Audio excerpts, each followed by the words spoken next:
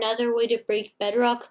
This will also include my old way of breaking it, and I'll also tell you a few recommendations that can make breaking the Bedrock easier. So this is the first one, and this is the second one.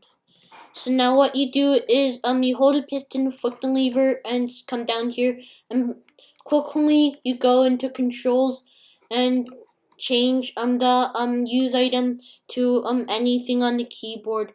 I'm just gonna do Z. Make sure it's one that you don't use.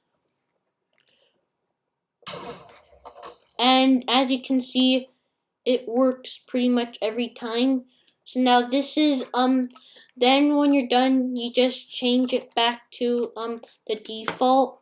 So this is the same right here. You hold a piston, you flick the lever, you come here, you quickly change the keybind, the use item one to Z or anything, and it works pretty well. So those are the two most effective ways to break Bedrock in Minecraft. Java.